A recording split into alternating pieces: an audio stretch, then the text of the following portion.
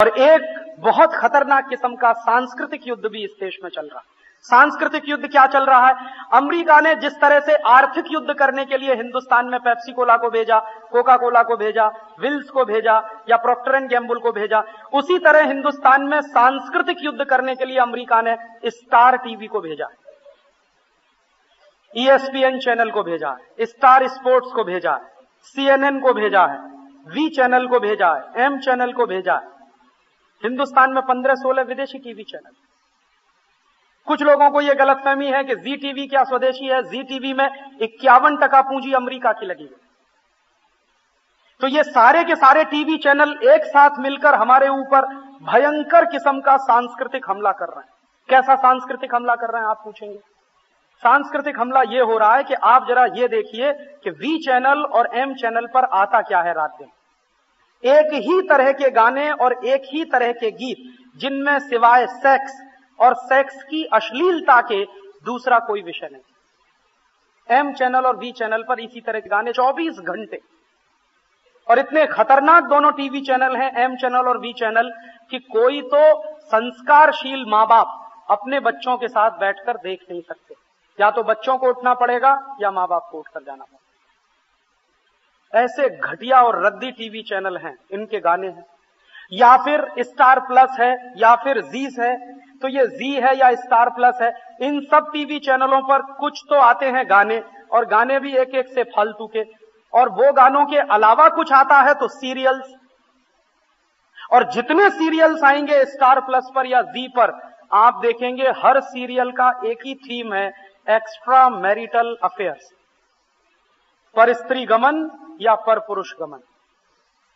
हर TV serial का एक ही किस्सा होगा, किसी की पत्नी किसी के साथ भागी, किसी का पति किसी के साथ भागा, किसी का प्रेमी किसी के चक्कर में फंसा, किसी की प्रेमिका किसी के चक्कर में फंसी, एक महिला 10 पुरुषों के साथ फंसी हुई है, एक पुरुष 10 महिलाओं के साथ फंसा हुआ। यही सब फालतू फालतू बात है जो भारतीय समाज में कभी संभव नहीं है। आप जानते हैं कि हमारे समाज में पर स्त्री गमन पर पुरुष गमन दोनों पाप माने जाते हैं, संभव नहीं हमारे समाज। लेकिन वही टीवी सीरियल इस देश में रोज दिखाए जाते हैं जिनमें सिवाय पर स्त्री गमन पर पुरुष गमन के अलावा कुछ नहीं होता। या फिर एक दूसरी थीम होती है हर टीवी सीरियल में, पति पत्नी के झगड़े, बाप बेटे के झगड़े, माँ बेटी के झगड़े, दो पड़ोसियों के आपस के झगड़े, दो बिजनेस पार्टनर के आपस के झगड़े, कोई किसी को मरवा रहा है, कोई किसी के मरने के लिए सुपारी ले रहा है, कोई किसी को मरवाने के लिए सुपारी दे रहा है, कोई किसी का बिजनेस चौपट करने में लगा है, कोई किसी का बिजनेस चौपट करने में लगा। ये फालतू के सीरियल।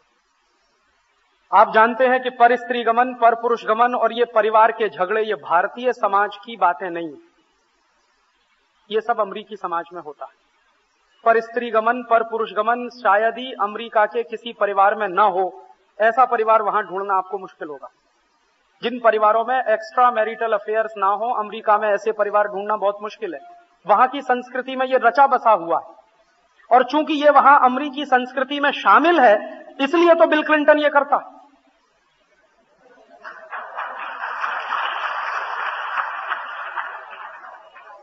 और बिल क्लिंटन ये सब करते हुए भी अमेरिका का राष्ट्रपति रह सकता है, क्योंकि अमेरिका की प्रजा ये सब करती है तो राष्ट्रपति भी करता है।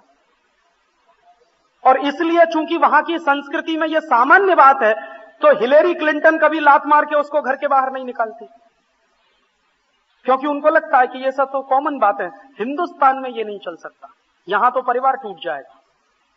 जरा भी शक हुआ पति को पत्नी पर या पत्नी को पति पर, तो परिवार एक नहीं रह सकता, या टूटेगा निश्चित रूप से, क्योंकि हमारे यहां ये संभव नहीं है, हमारे संस्कार में नहीं है, हमारी संस्कृति में नहीं। हमारी संस्कृति में तो यह है कि एक बार पति पत्नी की शादी हो गई तो तोड़ें कैसे, यही नहीं समझ में आता, तोड़ना नहीं आता लोगों को। और आप गांव में चले जाइए, महिलाओं से पुरुषों से बात कर लीजिए कि शादी हो गई जी, वो तो 7 जन्म पहले कहीं तय हो गई थी हमारी, तो हो गई बस। देखा हो पत्नी ने पति को या पति ने पत्नी को, कोई जरूरी नहीं है, हो गई है। यहां तो विश्वास पर चलता है ना सब कुछ, और विश्वास के अलावा सब कुछ ईश्वर पे छोड़ देते हैं कि ईश्वर ने कराया है तो ठीक ही कराया होगा। तो यहां की संस्कृति तो बिल्कुल फर्क है। ईश्वर ने कराया होगा तो ठीक ही कराया होगा, हमारे मां पिता ने कुछ किया है तो ठीक ही किया होगा। वहां तो कुछ ऐसा होता नहीं, वहां तो कुछ भी नहीं होता है। वहां तो विश्वास क्या होता है, 20 साल पति पत्नी साथ रह के नहीं समझ सकते अमेरिका में। एक ही चीज के लिए परेशान होते हैं वहां के पति पत्नी, एक दूसरे का विश्वास नहीं जीत पाते, हमेशा शक, हमेशा शक। तो इसलिए क्या होता है, सवेरे शादी, शाम को तलाक, दूसरे दिन शादी, फिर तलाक, फिर शादी, फिर तलाक। तो खेल है वहां तो, क्योंकि एक्स्ट्रा मैरिटल अफेयर्स में से इसी तरह की सभ्यता निकलती है, इससे ज्यादा अच्छी सभ्यता निकल नहीं सकती वहां तो है वहां पर। और टीवी चैनल जितने वहां चलते हैं, सेक्स की बातें दिखाते हैं या सेक्स की अश्लीलता दिखाते हैं, तो उसका नतीजा भी है 12-13 साल में लड़कियां मां बनती हैं, 14 साल में लड़कियां मां बनती हैं, वहां चलता है। और जिन लड़कियों को स्कूल जाना होता है और उनके बच्चे भी साथ में होते हैं, उनके लिए स्पेशल किस्म के स्कूल अमेरिका में बनाए जाते हैं, क्योंकि वहां की सरकार को मालूम है कि ये सब होने ही वाला है समाज में। यहां तो कोई कल्पना नहीं कर सकता ये। मैं तो यूरोप में देख चुका हूं, बहुत सारे देशों में घूमते घूमते एक बार मेरे मन में अचानक से प्रश्न आया कि ये यूरोप के देशों में रक्षाबंधन क्यों नहीं होता। एक दिन मैंने ऐसा सोचा अपने मन में, आप कहेंगे बहुत बेवकूफी का प्रश्न, लेकिन मैंने सोचा कि ये रक्षाबंधन क्यों नहीं होता। भाई बहन तो होते ही हैं, परिवार तो होता ही है, भले ही वो अधकचरा हो, अपसंस्कृति वाला हो, लेकिन परिवार तो है, भाई बहन तो, लेकिन रक्षाबंधन क्यों नहीं। तो सोचते सोचते एक दिन मैं निष्कर्ष में पहुंचा कि जिस समाज में एक्स्ट्रा मैरिटल अफेयर्स या पर स्त्री गमन, पर पुरुष गमन ही समाज का मुख्य हिस्सा हो, वहां रक्षाबंधन हो कैसे सकता है। क्योंकि रक्षाबंधन तो उसी देश में हो सकता है जिस देश में किसी माँ ने बचपन से सिखाया हो कि देख, किसी की बहन तेरी बहन है, किसी की बेटी तेरी बेटी है, किसी की मां तेरी मां है। ये तो उसी देश में संभव रक्षाबंधन। ये अमेरिका में कैसे हो सकता है, यूरोप में कैसे हो सकता है। और अमेरिका और यूरोप में ये इसलिए भी संभव नहीं है कि बहुत बार तो वहां ऐसे किस्से होते हैं कि भाई ने बहन के साथ बलात्कार किया या बहन ने भाई के साथ संसर्ग किया। ये तो होता ही रहता है अमेरिका में, यूरोप में भी होता है। कैसे संभव है रक्षाबंधन हो जाए वहां। क्योंकि रक्षाबंधन होता है वो सिर्फ धागा नहीं होता है, वो बहन पवित्रता की एक डोर बांधती है भाई की राहत पर कि जवान भाई और जवान बहन के आपस के रिश्ते क्या होंगे, वो तय करता है रक्षाबंधन। तो बहन जब कलाई पर राखी बांधती है तो भाई से ये अपेक्षा करती है कि ये कलाई पर राखी नहीं है, ये पवित्रता की एक डोर है, तो तुम्हारे मन में मेरे प्रति हमेशा पवित्र भाव ही होना चाहिए, इसलिए तो रक्षाबंधन होता है।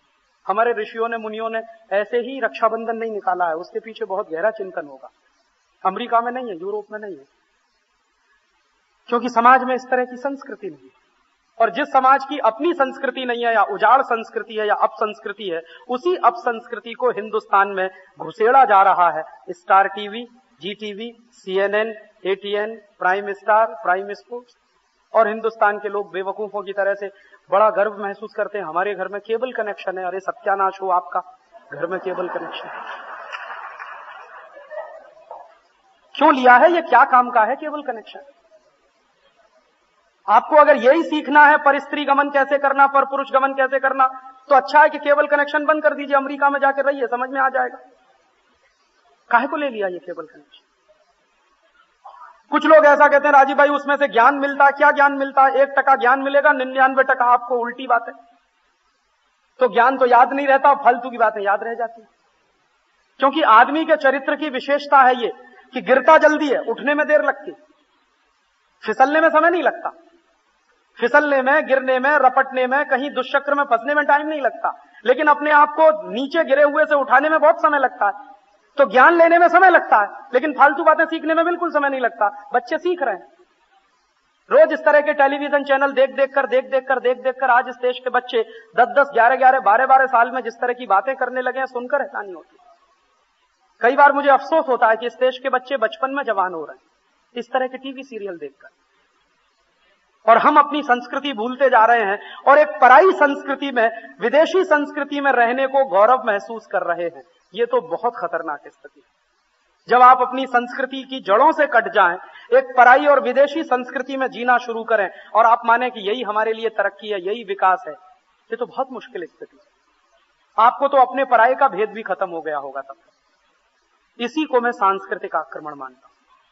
ये 3-4 तरह के खतरनाक आक्रमण इस देश में, एक तो राजनीतिक आक्रमण है, दूसरा आर्थिक आक्रमण है, तीसरा सांस्कृतिक आक्रमण है, और एक तकनीकी आक्रमण है। अब प्रश्न ये है कि जिस तरह हमारे देश की सीमाओं पर रहने वाले जवानों ने इस देश को राजनीतिक आक्रमण से बचाया, 1-1 इंच जमीन की रक्षा की, भले ही अपनी जान दी, तो अब जिम्मेदारी हमारे ऊपर बनती है कि हम इस देश को आर्थिक और सांस्कृतिक आक्रमण से बचा पाते हैं कि नहीं बचा पाते। ये जिम्मेदारी हमारी है, क्योंकि इस देश की सीमा पर लड़ने वाले सैनिक सारे युद्ध नहीं लड़ सकते। वो राजनीतिक युद्ध लड़ सकते हैं, दुश्मन ने आपकी जमीन छीनी तो छीन कर वापस ला सकते हैं, लेकिन दुश्मन ने अगर आपका पैसा छीन लिया, दुश्मन ने आपकी संस्कृति को छीन लिया, वो वापस लाने का काम सेना नहीं कर सकती, वो काम आपको करना होगा। सबकी जिम्मेदारी बटी होती है समाज में। बाप का फर्ज बाप अदा करता है, मां का फर्ज मां अदा करती है, भाई का फर्ज भाई अदा करता है, बहन का फर्ज बहन अदा करती है। सबके अलग अलग कर्तव्य होते हैं, सबके अलग अलग फर्ज होते हैं। तो हमारे सैनिक जो सीमा पर लड़ रहे हैं, उनके कुछ कर्तव्य हैं, उनके कुछ फर्ज हैं, वो अपने कर्तव्य को पूरा कर रहे हैं, अपने फर्ज को पूरा कर रहे हैं। तो हमें अपने बारे में सोचना होगा कि हमारे जो कर्तव्य और फर्ज पूरे करने चाहिए। तो आपका एक ही फर्ज और कर्तव्य इस समय बचता है, वो है कि राष्ट्र की अर्थव्यवस्था को बचाना, या राष्ट्र को आर्थिक युद्ध से बाहर निकाल कर लाना, और राष्ट्र को सांस्कृतिक युद्ध से बाहर निकाल कर लाना। तो आप पूछेंगे, ये आर्थिक युद्ध से देश को बाहर कैसे निकालें, सांस्कृतिक युद्ध से देश को बाहर कैसे निकालें? आर्थिक युद्ध और सांस्कृतिक युद्ध से देश को बाहर निकालने का रास्ता एक डायनामाइट बम के सामने से होकर गुजरता। जैसे हमारे देश के सैनिक बम इस्तेमाल करते हैं दुश्मन को मारने के लिए, वैसे ही हमारे पास एक बम है दुश्मन को मारने के लिए, और उसका नाम है बहिष्कार, बॉयकॉट। बॉयकॉट वो डायनामाइट है, बहिष्कार वो बम है जो दुश्मन के बड़े से बड़े पहाड़ को तोड़ सकता है। एक बार आप इसका इस्तेमाल करके देखिए। इसी बहिष्कार की ताकत पर अंग्रेजों को हिंदुस्तान से भागना पड़ा था। 1905 में यही बहिष्कार आंदोलन लोकमान्य तिलक ने चलाया था, 1907 में सावरकर ने चलाया, 1915 में गांधी जी ने चलाया। इसी बहिष्कार के आंदोलन की ताकत पर अंग्रेज भागे थे। तो वही बहिष्कार का आंदोलन अगर हम फिर से चलाएं तो ये दुश्मन देश की कंपनियां भी भागी। तो आपको अपना फर्ज निभाना है, माने कि दुश्मन देश की कंपनियों का सामान खरीदना बंद। अगर हम दुश्मन की कंपनियों का सामान खरीद रहे हैं तो अपने राष्ट्र से गद्दारी ही कर रहे हैं। तो आप